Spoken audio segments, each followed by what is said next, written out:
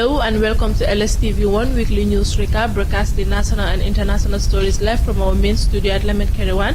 On this week recap, GDC's party leader Honorable Mama Kande addressed the citizens and President Adama Barrow on the security threat of the country. Ahmed Jite, one of the founding fathers of NPP, brands President Adama Barrow's administration the worst in terms of communication. Adama Barrow, who is currently at UK for the 77th UN General Assembly, thanked the Blairs for supporting his government since 2017. Outrage hits Nigeria as a Chinese man slits girlfriend's throat in her family house. Banjul Mayor aspirant Ibu Faye donates $100,000 to Banjul Sport Committee. Our Gambia, a female Gambian musician, celebrated as she became the second female Gambian artist to hit 1 million views on YouTube in 2 months. These and many stories, including sports and entertainment, coming your way here on LSTV1 News Day Week Recap. My name is Ousainou. Darboe, stay with us for details.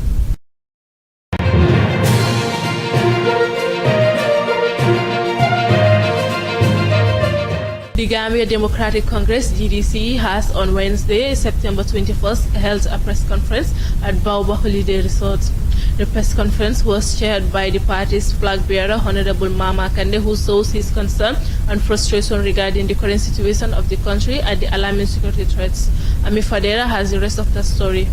The press conference was geared towards sharing with the public the party's observation of the country's current security challenges and some possible recommendations on how to mitigate them.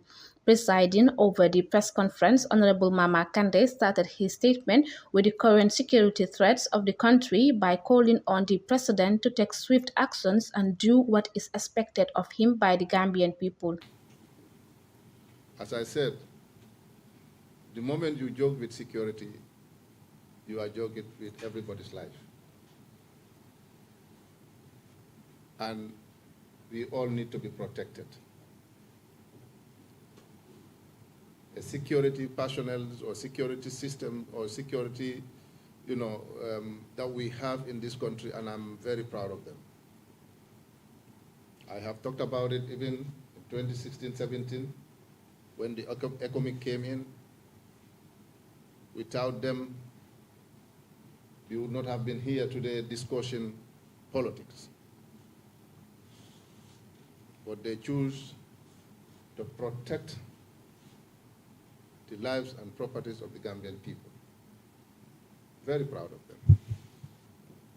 Because these are the people we have. We cannot send them away. It's just not possible. We need them.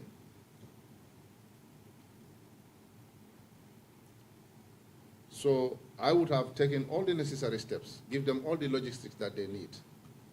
In fact, I would have turned this country into a police state. Every corner you go, you will find a security personnel because the people need to move freely, and that alone will encourage investors to come and invest in this country. Speaking on the presence of economic soldiers in the country, Honorable Mama Kande stated that the Gambia doesn't need them since there is no war in the country. He went on to say that their presence might prevent foreign investors from coming to the country. Make serious allegations. I said it's causing more harm than good. And the reason is that the simple name that they are here on peacekeeping. Peacekeeping. Where there is peacekeeping, there is a war, or there was a war. We do not experience war in this country since, I believe, 1981. Since 1981, we are not at war. I am not saying President Barrow should not have the security that he trusts or the security he wants, but let them come in a different name.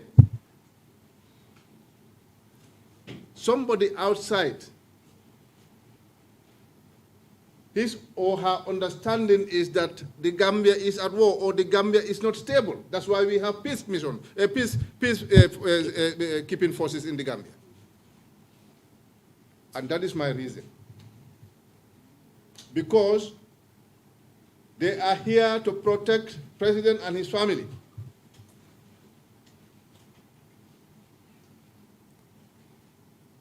Period. According to the opposition party leader, the OIC project is a failed project and that the president should go on a fact-finding mission on various projects to know what is happening. The issue of the OIC summit, I don't think if government can do anything as at now for the OIC summit to take place this year.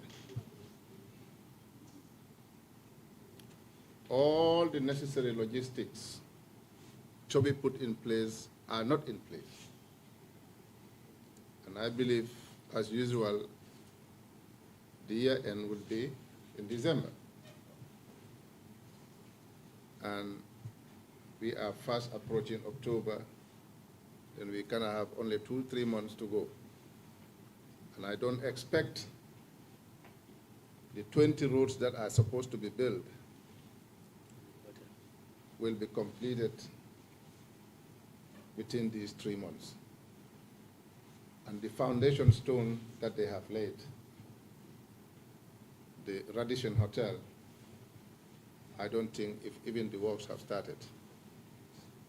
So the signs are there. It is not me telling you that it's not going to happen. It is the signs that are telling you that it's not going to happen. Honorable Mama Kande wrapped up by urging the president to use the armed forces and the police to give security to the country if necessary, as the security is not something to be compromised with.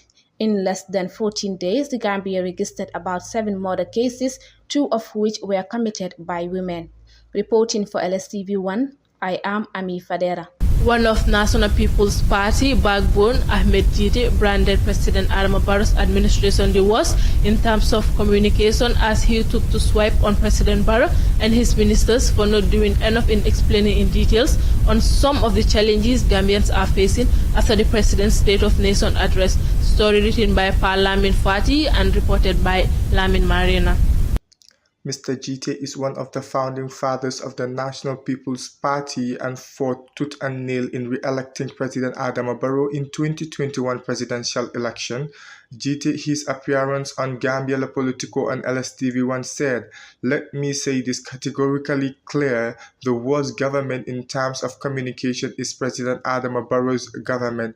In terms of communication, they are the worst." After President Adama Barrow's State of the Nation address, have you seen the Minister of Information going to radios or TVs to analyze what the President said in his State of the Nation address? When the President made his statement, they all sat down because they don't care about what is being said by the President. Have you seen any of his cabinet ministers or officials writing even a short post on their timelines or Instagram after the President's State of the Nation address?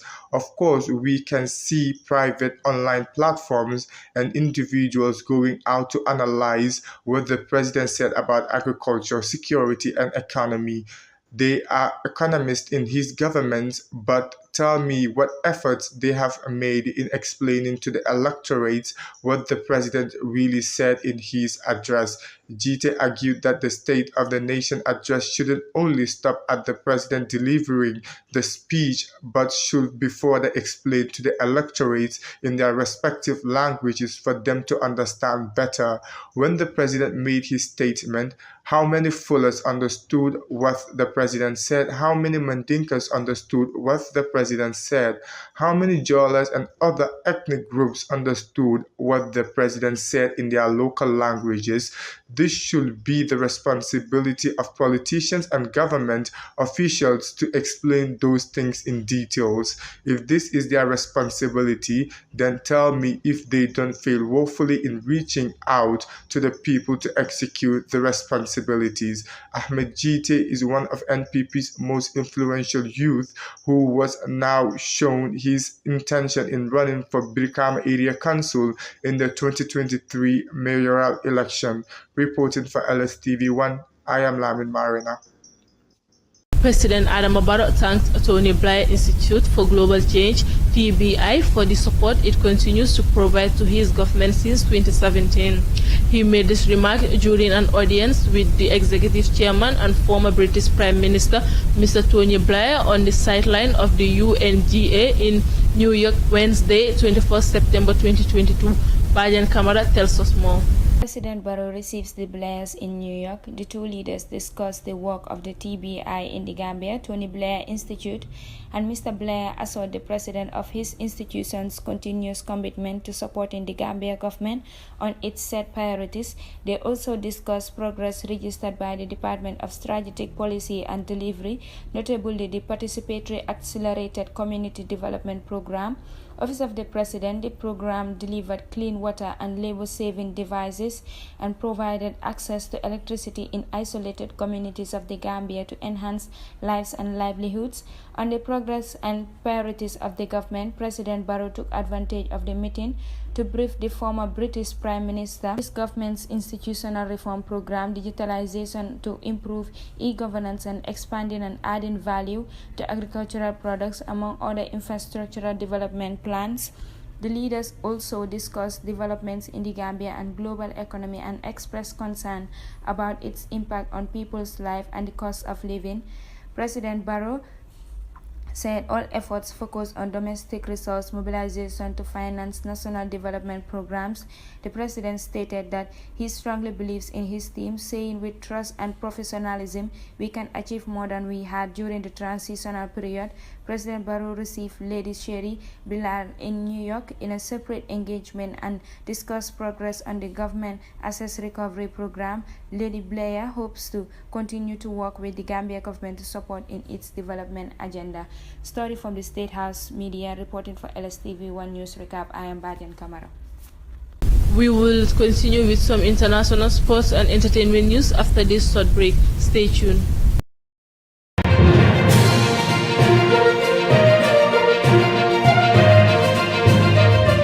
Police in Kano have arrested a Chinese man, Geng Kwangrong, for allegedly slitting his Nigerian lover, Umukalsum Buhari's throat to death at Jambolo quarters of Kombolso local government area. The Chinese daily trusted guard that visited Buhari, a divorcee, on Friday night at her parents' house.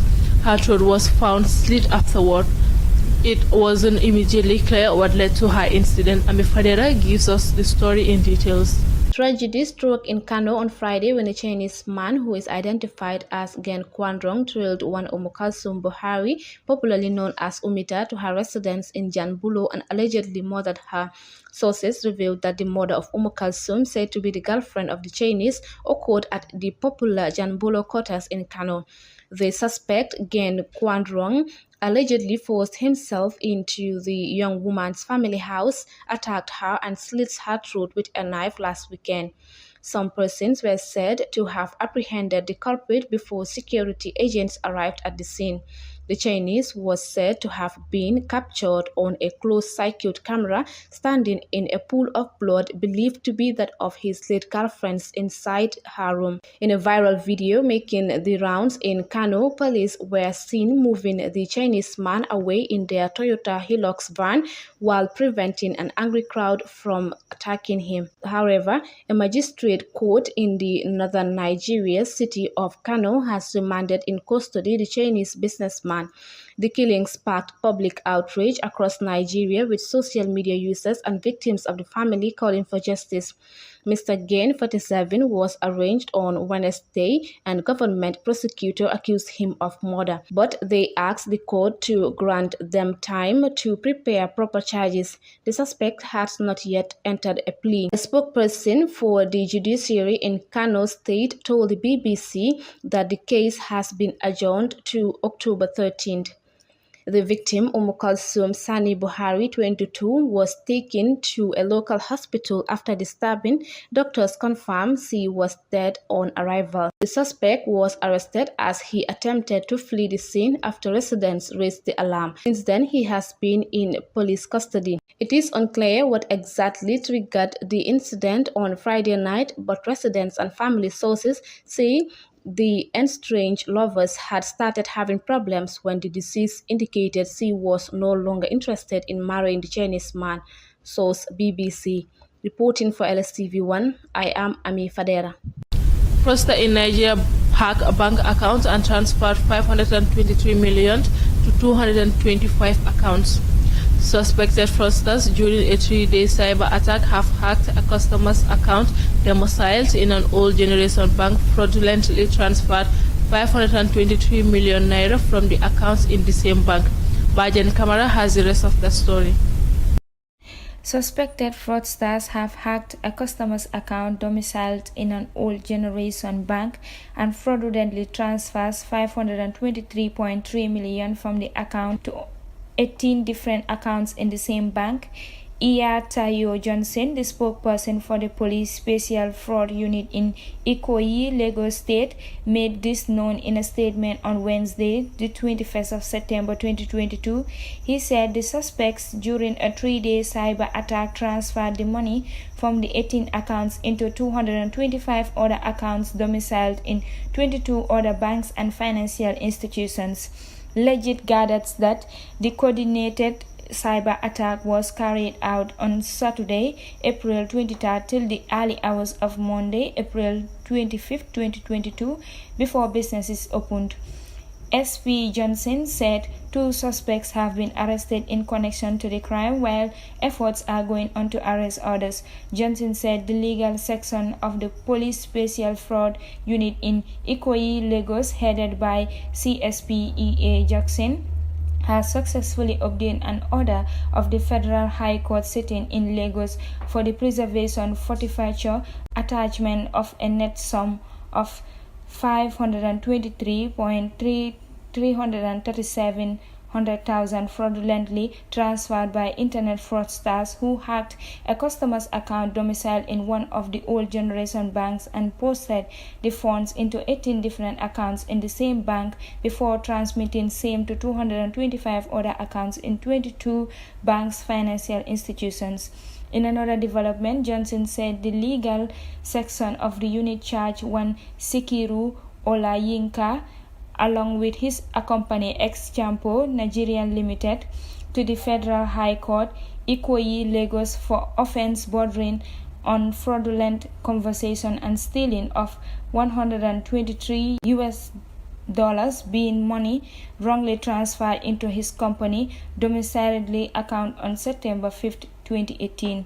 He said on receipt of the funds into his account, Sikiru Olawale, within hours, quickly visited the bank and transfers $120 into 2 tranches into accounts of his cronies. The bank made concerned efforts to recover the fund in order to channel same to the rightful account, but Sikiru Olayinka refused and frustrated these efforts and continued to dissipate the money contrary to the provision of the Banks and Other Financial Institutions Act in 1991 and the Failed Bank Act in 1994. Meanwhile, on Tuesday, September 15, 2022, Johnson said the PSFU arranged one James Abidimi and his accompany, Diamond Smith, the Great Universal Petroleum Corporation, and others at large before the Federal High Court sitting in Lagos for conspiracy and obtaining the sum of 396,999,000 by false pretense, fraudulence, conversion, and stealing. Reporting for LSTV1, I am Bajan Kamara. Now on the sport world, Banjul mayoral aspirant donates $100,000 to Banjul Sport Committee.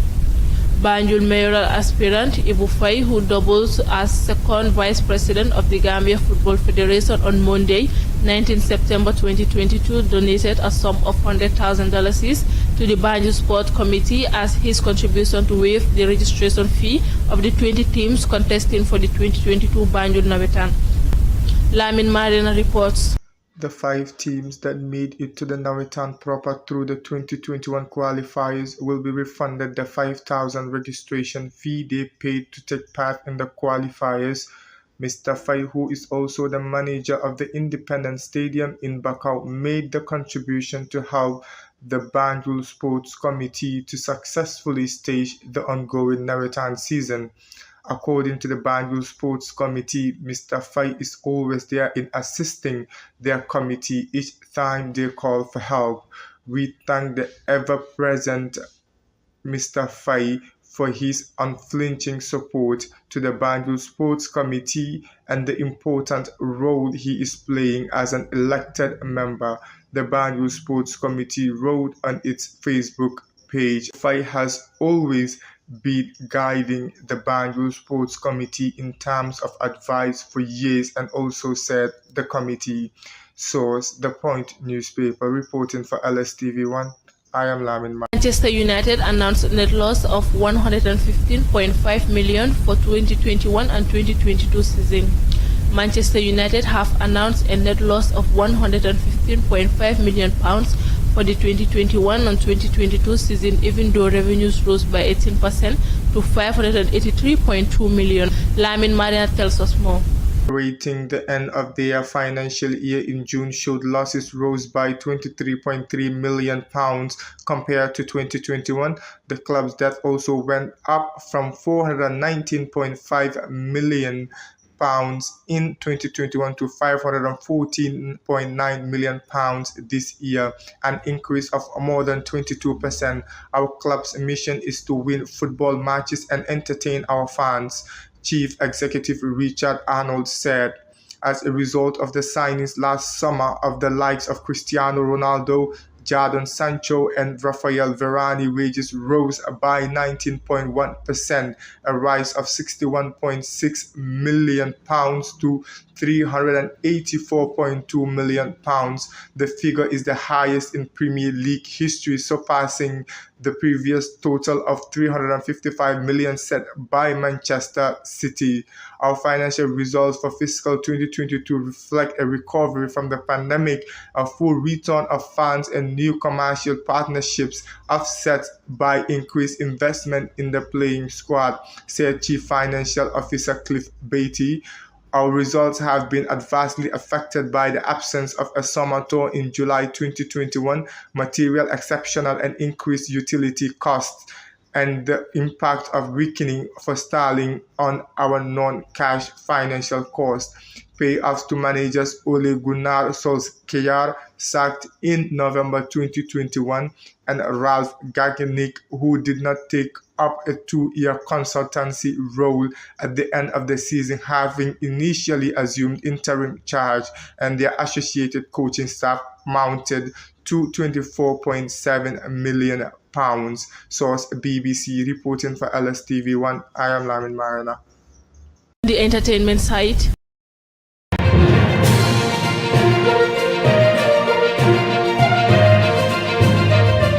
Our Gambia, a female Gambian musician, celebrated as she became the second female Gambian artist to hit 1 million views on YouTube in 2 months. Music sensational Our Gambia is up at it this week after reaching 1 million views mark on her newly released single Munosi Mandara on her YouTube page. The Ace released her latest track in an interesting moment of the year but reached 1 million amid elation. Bajan Kamara reports in details. Munosi Mandara by Our Gambia officially have entered the top 100 global international chart in what's proven to be a thrilling time for Gambian music. The singer was off the mark with her Munosi Mandara uploaded just 2 months ago. Boomplay Music is the biggest entry by a Gambian artist on any DSP charts history. Thank you all so much. She's back at it with a latest release, a collabo with Jaina, already on 222k viewers. This time promises to be a promising time for the upcoming Ace. Our Gambia also took up to her Facebook page and I quote, "First new single from the album Taking Over, Munosi Mandara song has reached 1 million views in 2 months. I could not have done this alone. We thank all fans, the media houses that supported, music stakeholders and individuals, so let's celebrate as win for our industry." Road to October 22nd at Pinchami Hall, end of quote. Reporting for LSTV1 News Recap, I am Bajan Kamara. Congratulations, youngster. Well, that's all we have for you in this edition of LSTV1 Weekly News Recap. Thank you so much for watching, and do join us next week for another recap. Until then, have a great weekend.